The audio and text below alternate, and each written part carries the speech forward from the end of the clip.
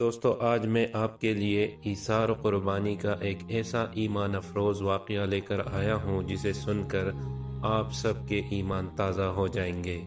لیکن واقعے پر جانے سے پہلے میری آپ سب سے ایک گزارش ہے کہ اگر آپ نے اس چینل کو سبسکرائب نہیں کیا تو جلدی سے سبسکرائب کا بٹن دبائیں اور بیل کے آئیکن کو پریس کریں تاکہ ہر نئی آنے والی ویڈیو کی نوٹیفیکیشن آپ کو پہنچ سکے۔ شکریہ۔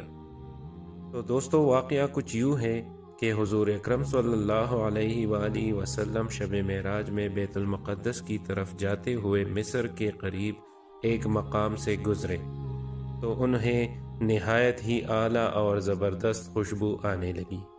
آپ صلی اللہ علیہ وآلہ وسلم نے جبرائیل علیہ السلام سے پوچھا کہ یہ خوشبو کیسی ہے؟ جواب ملا، فرعون کی بیٹی کی باندی مشاطہ اور اس کی اولاد کی قبر سے آ رہی ہے۔ پھر حضرت جبرائیل علیہ السلام نے اس کا قصہ بیان کیا کہ مشاطہ فرعون کی بیٹی کی خادمہ تھی اور وہ خفیہ طور پر اسلام لا چکی تھی۔ ایک دن فرعون کی لڑکی کو کنگھی کرتے ہوئے اس کے ہاتھ سے اتفاقاً کنگھی گر پڑی۔ وہ اٹھانے لگی تو اس کی زبان سے بے ساختہ بسم اللہ نکل گیا۔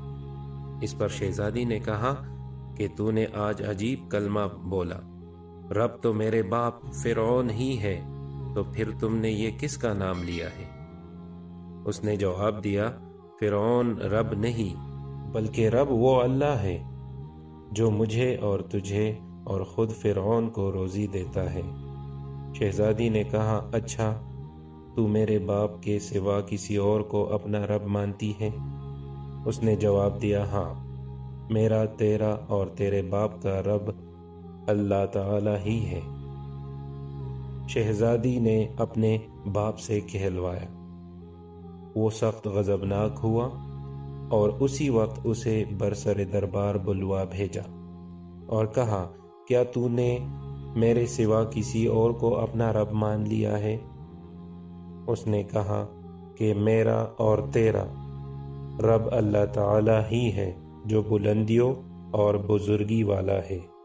فرعون نے اسی وقت حکم دیا کہ تانبے کی جو گائے بنی ہوئی ہے اس کو خوب تپایا جائے اور جب بالکل آگ جیسی ہو جائے تو اس کے بچوں کو ایک ایک کر کے اس میں ڈال دیا جائے، آخر میں خود اسے بھی اسی میں ڈال دیا جائے۔ چنانچہ وہ گرم کی گئی۔ جب آگ جیسی ہو گئی تو حکم دیا کہ اس کے بچے کو ایک ایک کر کے اس میں ڈالنا شروع کرو۔ اس نے کہا، بادشاہ ایک درخواست میری منظور کرو، وہ یہ کہ میری اور میرے ان بچوں کی ہڈیاں ایک ہی جگہ ڈال دینا۔ اس نے کہا، اچھا تیرے کچھ حق ہمارے ذمہ ہے اس لیے یہ منظور ہے۔ اس کی دونوں بچیاں اس کی آنکھوں کے سامنے اس میں ڈال دیے گئے اور وہ فوراً جل کر راکھ ہو گئے۔ پھر سب سے چھوٹے کی باری آئی جو ماں کی چھاتی سے لگا ہوا دودھ پی رہا تھا۔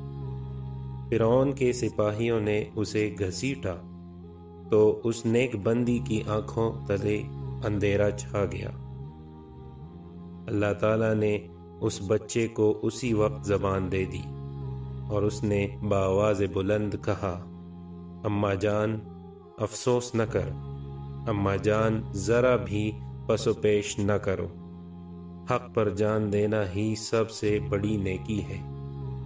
چنانچہ انہیں صبر آ گیا، اس بچے کو بھی آگ میں ڈال دیا گیا اور آخر میں اس کی ماں کو بھی اسی آگ میں جلا کر مار دیا گیا۔ یہ خوشبو کی مہکیں اسی کے جنتی محل سے آ رہی ہیں۔ سبحان اللہ۔